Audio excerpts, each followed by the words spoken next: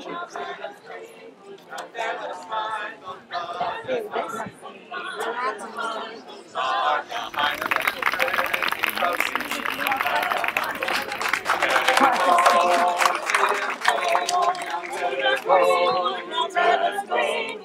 then it's fine, the fog and dusting the hind and the little pretty roasting Now, fair Hippolyta, our nuptial hour draws on apace. Emptying our bosoms of their counsel sweet, both on one sampler, both in one key. 4 happy days bring in another moon. But oh, methinks how slow this old moon wanes.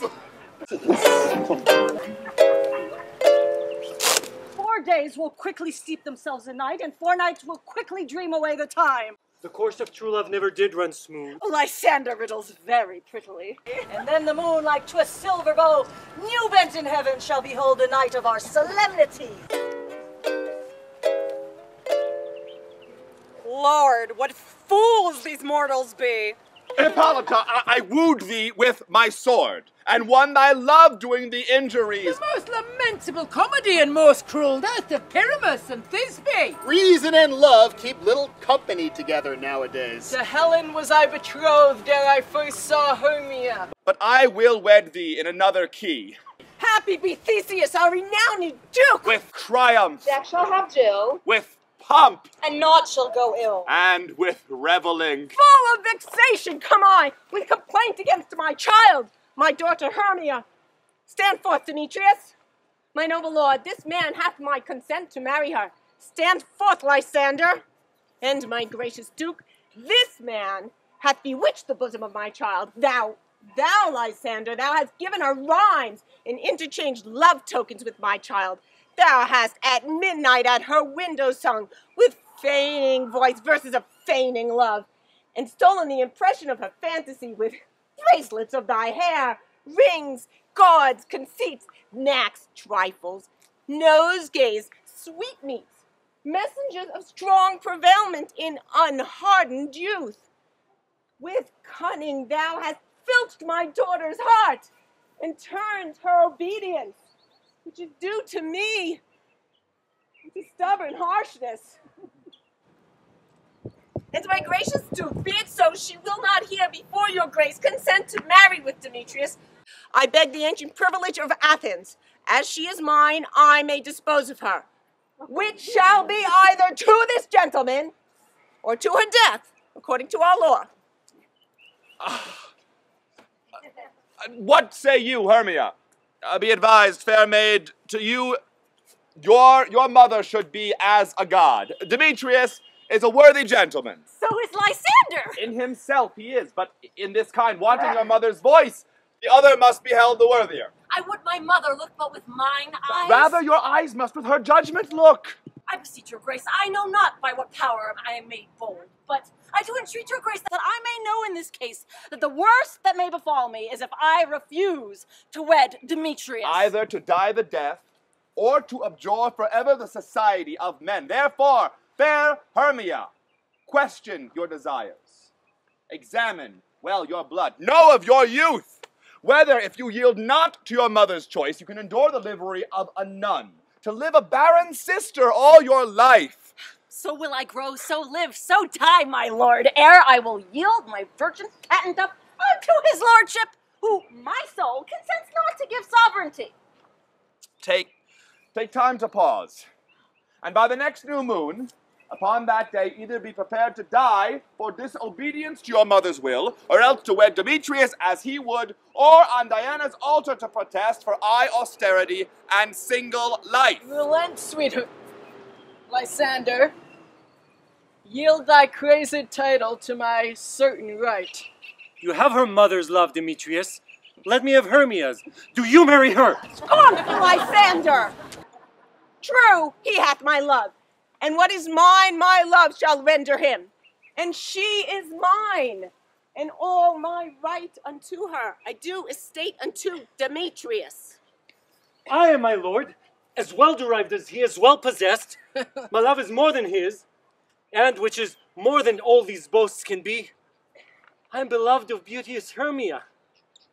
Why should not I then prosecute my right? Demetrius, I'll avouch it to his head, made love to Nadar's daughter, Helena, and won her soul.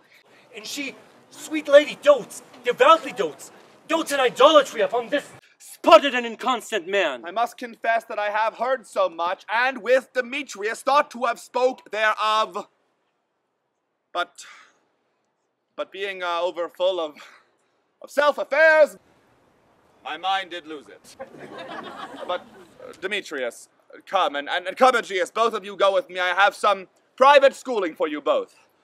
For you, fair Hermia, look you arm yourself to fit your fancies to your mother's will, or else the law of Athens yields you up. Come, my Hippolyta. What cheer, my love? With duty and desire we follow you. Oh, now my love. Why is your cheek so pale? How chance the roses there do fade so fast? Won't be like for want of rain, which I could well beteem them with the tempest of my eyes. Ay me. For aught that I could ever read, could ever hear by tell or history, the course of true love never did run smooth. But either it was different in blood, How cross too high to be enthralled to low, or else misgrafted in respect of years, spite too old to be engaged to young. or else it stood upon the choice of friends, Oh hell! To choose love by another's eyes. or if there were sympathy in choice, war, death, or sickness did lay siege to it, making it momentary as a sound, swift as a shadow, short as any dream, so quick bright things to come to confusion. If then true lovers have ever been crossed, it stands as an edict in destiny. Then let us teach our trial patience. A good persuasion. Therefore hear me, Hermia. I have a widow aunt, a dowager from Athens is her house, remote 7 leagues, and she respects me as her only son. Fair, gentle Hermia, may I marry thee, and to that place the sharp Athenian law cannot pursue us. If thou lovest me then, steal forth thy father's house tomorrow night, and in the wood, a league without the town, there will I stay for thee. My good Lysander! I swear to thee by Cupid's strongest bow, by his best arrow with a golden head, by all the vows that men have ever broke. In truth, more than women ever spoke. Tomorrow, truly, in that same place thou hast appointed me, I will meet with thee. Keep promise, love. Look, here comes Helena. Godspeed, fair Helena. Whither away? Call you me fair? Let fair again unsay. Demetrius loves your fair. Oh, happy fair. Sickness is catching. Oh, were favor so yours would I catch, fair Hermia, ere I go. My ear would catch your voice, my eye your eye, my tongue would catch your tongue's sweet melody. Were the world mine, Demetrius being baited, the rest I'd give to be to you translated. Oh, teach me how you look, and with what art you sway the motions of Demetrius's heart. I frown upon him, yet he loves me still. Oh, that your frowns could teach my smile such skill. I give him curses, yet he gives me love. Oh, that my prayers could such affection move. The more I hateth him, the more he follows me. The more I love, the more he hateth me. His folly, Helena, is no fault of mine. None but your beauty. Would that fault were mine. Take comfort, sweet Helena. He shall no more see my face. Lysander and myself shall fly this place. Before the time I did Lysander see, seemed Athens a paradise to me. Oh, what graces in my love do dwell. He hath turned a heaven unto a hell. Helen, to you our minds we will unfold. Tomorrow night through Athens' gates, we devise to steal. And in the wood where you and I upon faint primrose beds were wont to lie, emptying our bosoms of their counsel sweet. There, Lysander and myself shall meet, and thence from Athens turn away our eyes to seek new friends and stranger companies. Farewell, sweet playfellow. Pray thou for us, and good luck grant thee, thy Demetrius. Keep word, Lysander. We must starve our lovers' food until tomorrow. Deep midnight. I will, my Hermia. Helena, adieu. As you on him, Demetrius dote on you.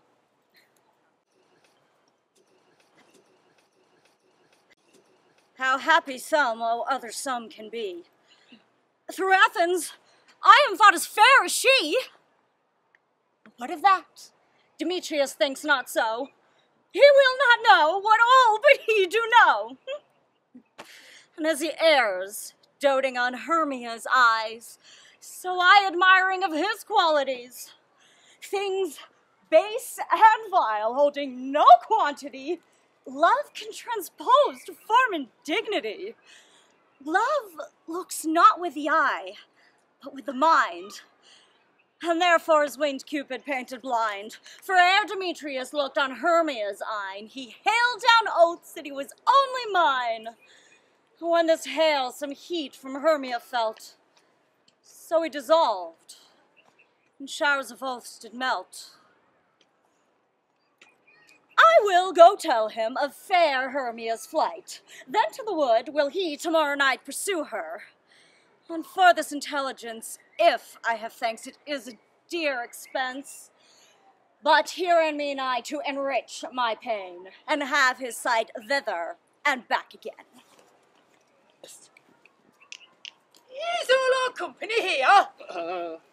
You were best to call them generally, man by man, according to the script. Oh, here is a scroll of every man's name, which is thought fit throughout all Athens to appear in our interlude before the Duke and Duchess on his wedding day at night. First, good Peter Quince, say what the play treats on. Aye.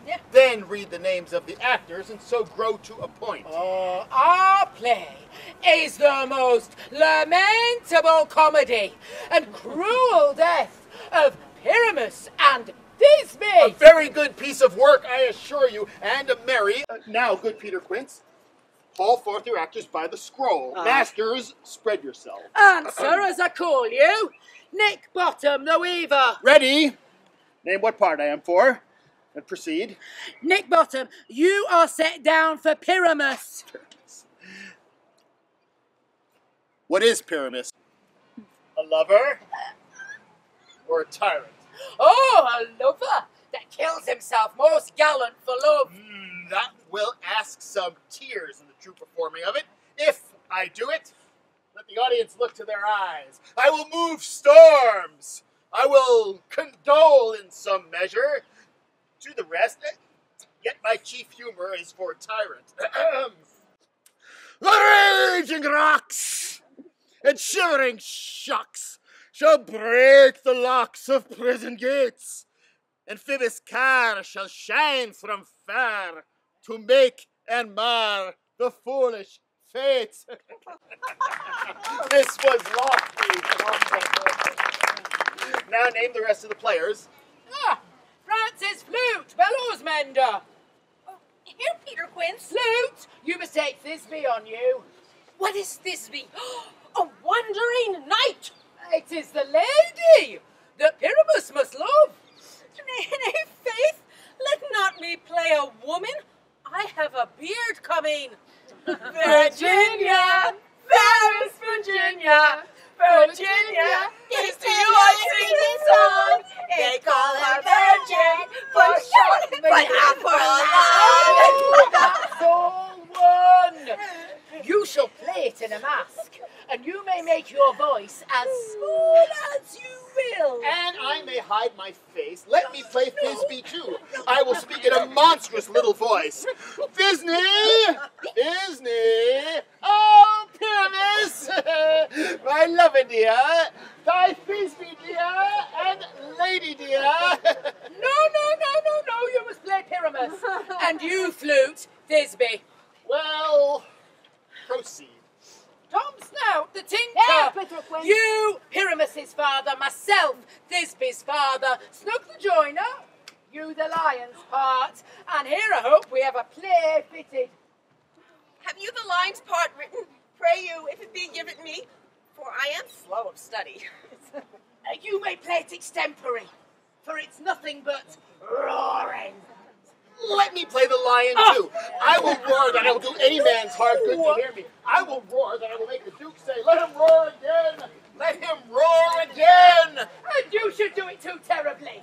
And you would frighten the Duchess and the ladies, that they would shriek. Oh, and that were enough to hang us all. Oh, they would hang us.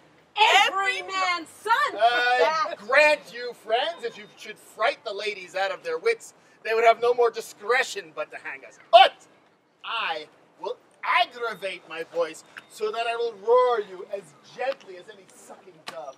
I will roar you as to any nightingale. You could play no part but Pyramus.